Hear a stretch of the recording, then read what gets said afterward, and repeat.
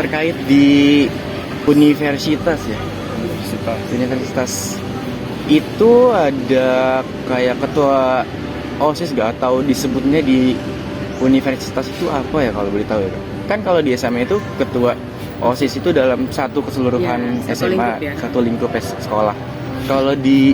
Kalau boleh tahu, kalau di universitas khususnya di UNY ini itu apa ya Kak?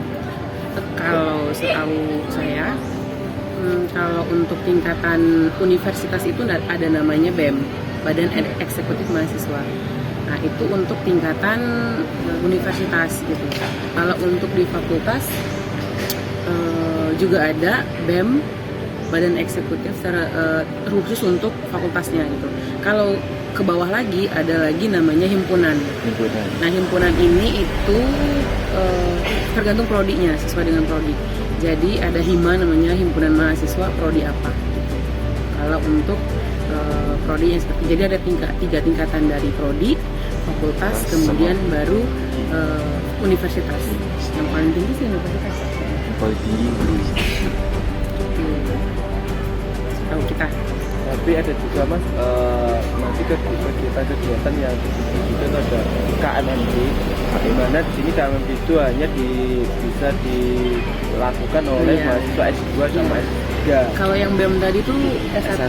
S1. Ya, kalau tadi S1, kalau yang tadi yang Mas bilang KMMD itu khusus magister dan doktoral. Ya. Nah, itu juga ada tingkatannya ya, dari fakultas ada, dari universitas Prodi juga ada. dari prodi juga ada. Nah, selanjutnya Kak, teman saya pengen bertanya Kak. Itu nggak apa-apa, ayo mas, saat aja mas, kita grogi. Iya. Kan tadi ada BEM, itu dan lain banyak kan. Ada himpunan. Kalau di universitas itu pemilihannya gimana Kak? Apa sama kayak di OSIS di SMA dari pencoblosan? Gimana? Kalau di sini itu bagaimana Kak? Kalau untuk KMMD sendiri itu ada pemilihan itu melalui seleksi mas, kita daftar lewat akun pribadi, nanti yang seleksi itu panitia KMMD. Mungkin kalau di BEM sih sama saja sih, mungkin kemungkinan sama aja. Kita nanti ada seperti link untuk pendaftaran untuk seleksi, nanti yang bagi kandidat yang sesuai dengan kriteria yang diajukan oleh panitia, mungkin di situ ada yang akan terpilih. Tapi pada saat nanti BEM maupun KMMD pada pemilihan ketua kelas atau ketua itu ada pilihan juga Kak. Itu nanti ada pilihan dipilih oleh pilih oleh masing-masing juga, seperti mungkin dari divisi lestari, divisi perlengkapan, divisi lain juga memilih mengajukan ketua mereka masing-masing. Seperti itu. Ya, pengalaman waktu S1 dulu juga gitu. Kalau di himpunan itu biasanya dari setiap divisi itu ada yang mengusulkan atau yang mengajukan diri sendiri gitu. Nanti tetap dikoordinirnya sama anggota himpunan yang lain juga gitu, anggota hima atau BEM yang masih menjabat seperti itu. Jadi nanti mereka yang membantu si calon tadi untuk misalnya orasi dan lain-lain. Nanti kan ada timelinenya biasanya gitu, untuk pendaftarannya itu kapan. Setelah pendaftaran nanti akan diberikan kesempatan mereka untuk kampanye. Kalau untuk ketua, pemilihan ketua kan biasanya ada masa kampanye tuh, mereka bikin orasi sendiri, disediakan tempat oleh anggota yang lain seperti itu. Nanti baru kemudian ada mubes. Nah di mubes itu kalau tidak salah pemilihan ketuanya seperti apa, bukan pemilihan sih, kayak lebih peresmian seperti itu untuk anggota baru dan ketua yang baru. Kalau untuk pemilihan itunya dari mahasiswa sendiri. Berarti kalau di universitas ini itu kayak ketuanya itu mengusulkan atau mengajukan diri. Berarti kalau di SMA itu dia dipilih kah kalau gitu? Ya kalau di SMA SMA kan dari kelas-kelas ya, Iya, dari ketua di kelas setiap ketua kelas. kelas ya. Gitu. Ya kalau di sini tuh mungkin ada yang mengusulkan ataupun ada yang mengusulkan diri sendiri. Kak, pertanyaan yang terakhir, dan ini juga pertanyaannya harus ditanyakan ke Pak gurunya Oke. terkait ke mahasiswanya. Ini di luar lingkup kuliah, tapi di demokrasi Pancasila. Nah, pertanyaannya Kak,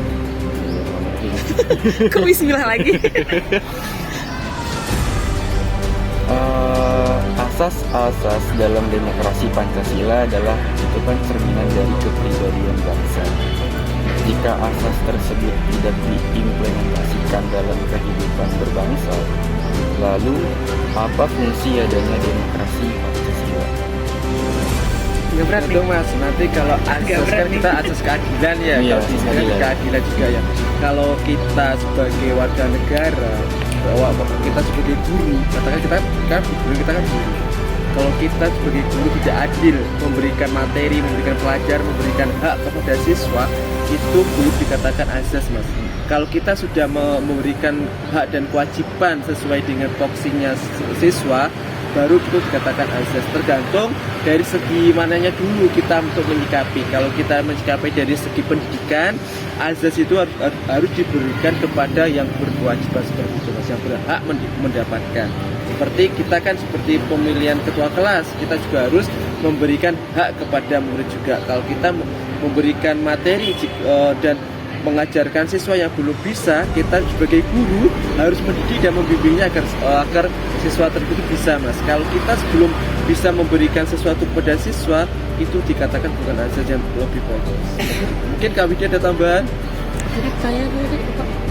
Terkait azas Asas Pancasila. Asas Pancasila. Kalau apa tadi? kalau jika asas tersebut tidak diimplementasikan dalam kehidupan berbangsa, lalu apa fungsinya adanya demokrasi Pancasila? Fungsinya akan tetap ada meskipun tidak semuanya terimplementasikan, tapi itu Pancasila kan dasar kita dalam bernegara gitu. Nah, tetap akan ada fungsinya seperti itu. Contoh kalau misalnya Pancasila kan ada 5. Yang pertama ketuhanan yang Maha Esa kan. Jadi setiap kita tetap berkewajiban untuk menjalankan kewajiban agama kita masing-masing kan. Nah itu tetap dijalankan, itu adalah landasan atau dasarnya gitu. Kalau menurut saya tetap harus dijalankan. Begitu. Silakan. Kira-kira? Itu ada tambahan lagi kira-kira? Jadi kakak-kakak adik-adik kan SMA juga ya. Ayo jalankan apa yang ada di Pancasila. Semua itu kalau adik-adik mau pengen seperti kakak-kakak, insya Allah nanti adik-adik bisa seperti kita. Ingat apa yang ditulis di Pancasila itu benar-benar harus ada pada diri kalian semua. Dan Pancasila itu kan yang menjalankan bukan hanya pemerintah dan pejabat ya, tapi seluruh warga negara Indonesia juga wajib untuk menjalankan Pancasila, karena itu adalah dasar dari kita melaksanakan kehidupan kita sehari-hari. Tata tertibnya ada di situ. Nah, jadi dimulai dari generasi kalian, dari generasi sebelumnya itu sudah harus sebenarnya menjalankan si Pancasila ini. Meskipun pejabat pemerintah sedikit agak melenceng dari situ, kita sebagai masyarakat yang meluruskan kembali seperti itu. Kita yang meluruskan dan menjalankan si 5 dasar Pancasila ini tadi, mulai dari yang pertama sampai yang terakhir seperti itu.